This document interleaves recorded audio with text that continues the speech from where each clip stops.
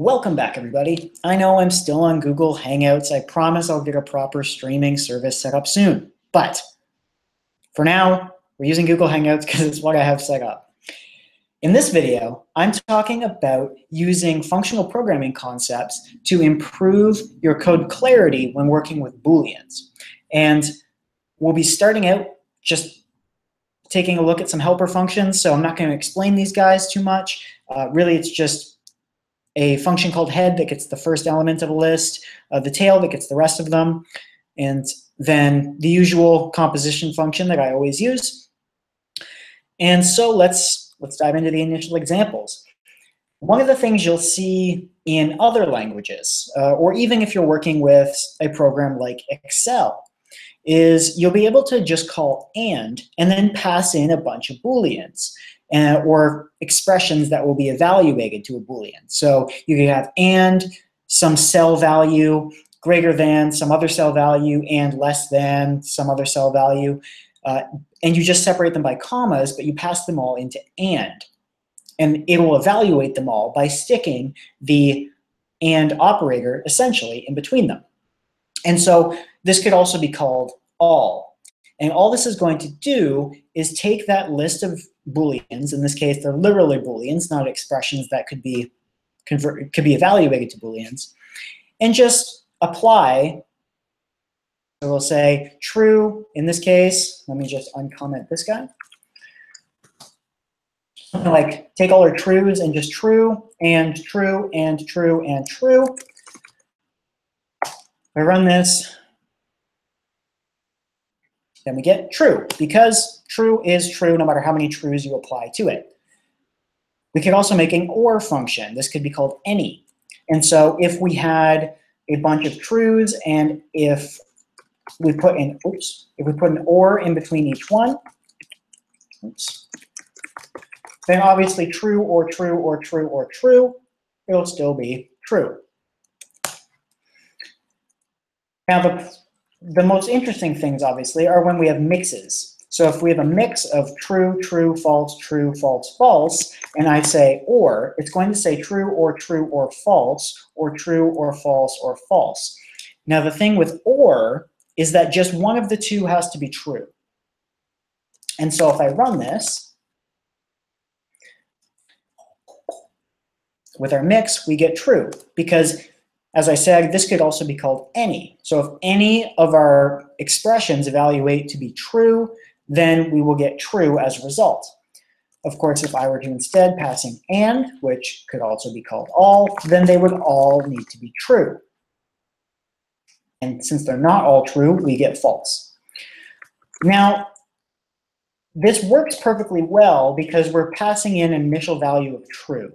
So we're seeding our fold or our reduce across the array with true. So we're saying true and true and true and true, or true and false and false and false, so we get false. But there's one where that won't work. So if we take all of our falses and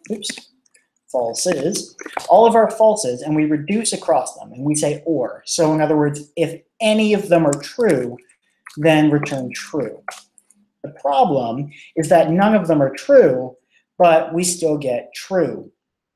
And that's because we're seeding it with an initial value of true. Now, of course, if you've worked with reduce at all, you've probably seen this sort of pattern where you will grab everything except for the first value and reduce across those values. And then you'll seed your reduce with an initial value of the first element from the list. So then this way, instead of seeding it with an external value, we'll just seed it with the first one. So we'll say false or false or false or false.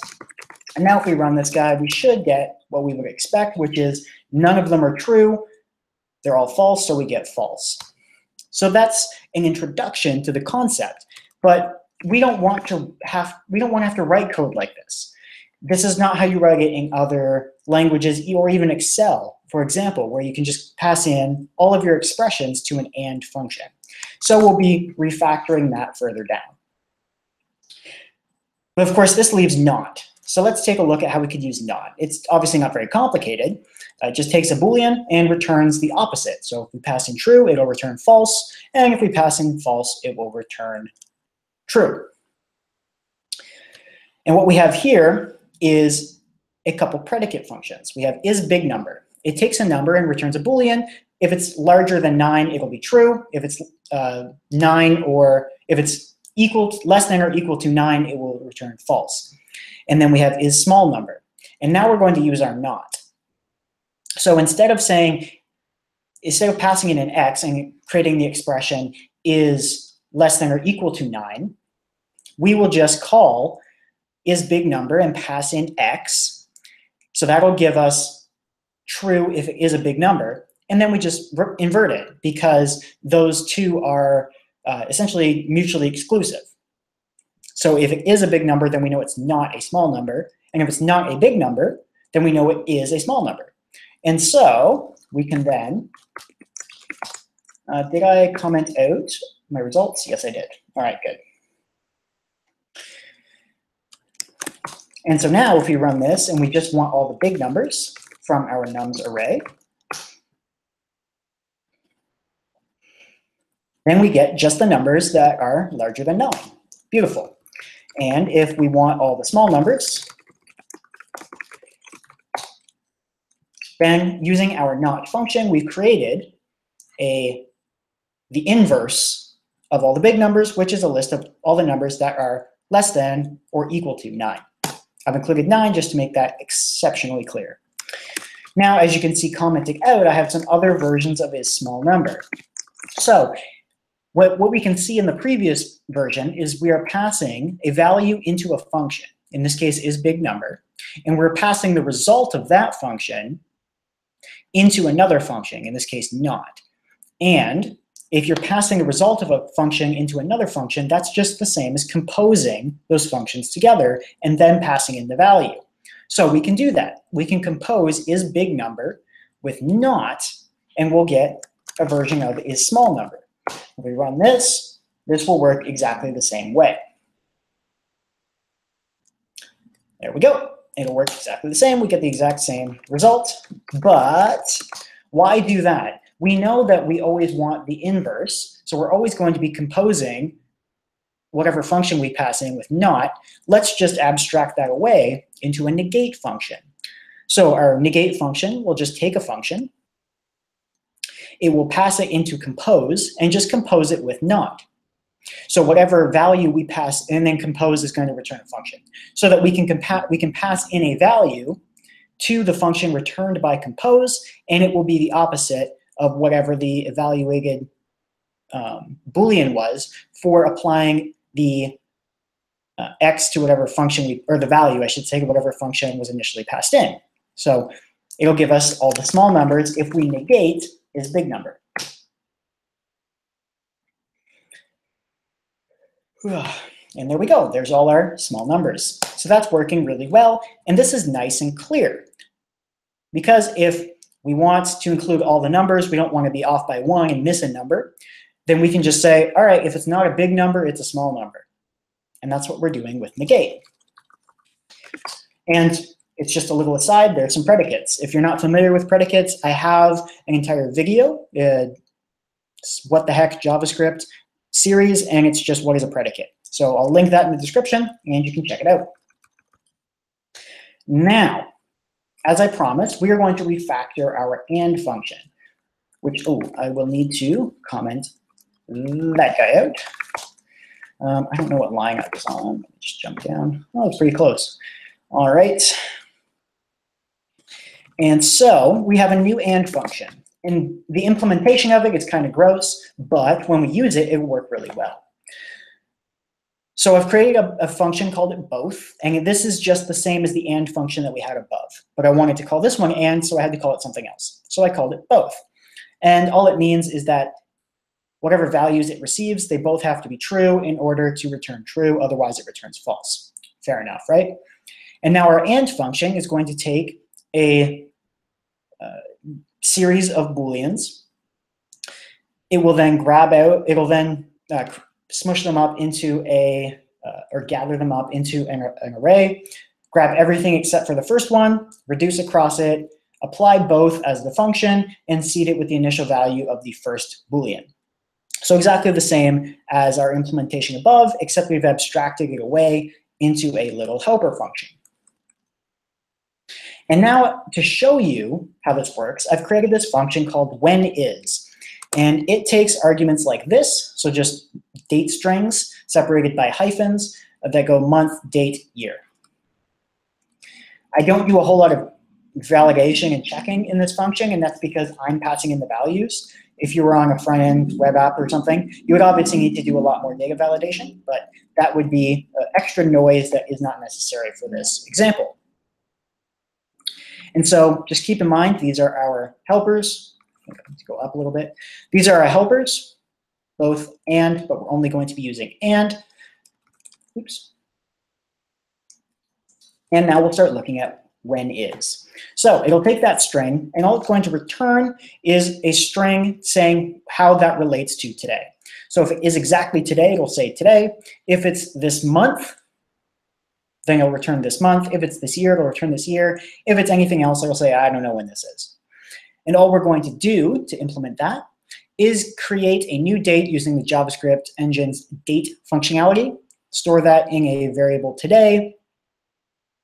We'll just get the date off of that, store it in day. We'll get the month, increment it by 1 because it's 0 indexed, store it in the variable month, get full year, store it in year, and then we'll do some neat little destructuring here. So the input string is split at the hyphens, so that'll produce an array of each number, and then we'll map over that array and explicitly coerce it into a number value. And this way we can do strict comparisons down below. And so now we have this, we can create this nice little list of Booleans. And so our list will be isYear, and that'll be true if the year matches the input year. So that's why I've called these I month, I day, I year for input month, input day, input year. So if the JavaScript calculated year equals the input year, then isYear. If month equals the input month, then isMonth. And if day equals input day, then isDay. And down here, we'll use our and. And this is our new version of and. So we don't have to call reduce and then pass in and. We can just pass in all of our Booleans. We can do that using isThisYear, or we can do that, sorry, using and just pass in isYear. That'll be isThisYear. This is obviously a little redundant, but I'm including it just for consistency in each of these lines of code. IsThisMonth, and that will be isYear and isMonth. So that means it has to be this year in order for it to also be this month. Otherwise, it might be the correct month, but in a different year. So we want isYear and isMonth, and that will give isThisMonth as true. And then isToday, that will be isYear and isMonth and isDay. All right, and now that we've composed all those little pieces together, we can now write if isToday, return today. Else if isThisMonth, return this month. Else if isThisYear, return this year. And then our catch all, I don't know when this is. Now, this is a very simple example, and you might think, why would you split this out into this many pieces? Well, this can very easily get complicated and very quickly become much more difficult and unnecessarily difficult to hold in your head. So if I were to just remove isToday, for example, and go, all right, we need to say it will return today if, let's go, year equals iYear and month equals iMonth and day equals iDay. This code says the exact same thing as if isToday, return today. We're doing the exact same logic. But if you look at this code, there's an awful lot of noise in this code. And someone, maybe yourself later, or a developer who hasn't seen this code before, they can't look at it and read it in a very simple, easy to understand way. They could probably figure it out pretty quickly. But it takes that extra mental step of saying, all right, so if year equals iYear, all right, so they're calculating the year, they're storing it here, so, and then comparing it to the I year, what's that? The I year string. String was the input, so they're splitting that and storing it in I year. Okay, fair enough. So if year equals the input year, all right, so then they're also saying if month equals input month and day equals input day, today. Oh, okay, so they're just calculating if is today. Well, okay, that seems so stupid. Why would you do all that when instead you can just write is today, return today. And I included this also just as the chance to show you. In this particular example, it's unnecessary to have that, right? That's redundant. But perhaps there'd be a reason in the future why you would need to include some sort of other condition to make sure that it is this year. And maybe it's something like not is month. Right, and this is a very easy way to just start composing things together. This, in this particular case, would give you the same results, but I've included this just for the way of showing you how easily this scales. And now let's just run a few of these so I can show you that this function does in fact work. So I'm recording this on September 16th, 2017. So if I run this, then we get, eventually, today. Perfect. So that was working. And if I run September 16th, but from 2016, they don't know when that is because we're not handling anything outside of this year. If I passing a date string for a date earlier this month, but not today, then we get this month. And if I pass in a totally different month, but still sometime this year, then we get this year. So the function does work. I'm not showing you broken code. Obviously, like I said, it's missing some data validation, but it works to show you how I would recommend, in case that I ever have to work on your code, you structure your Booleans. It makes it very easy to parse mentally and visually if you separate it into these pieces, where you've basically got your actual evaluated expressions that store Booleans, and then your composition of all those Booleans,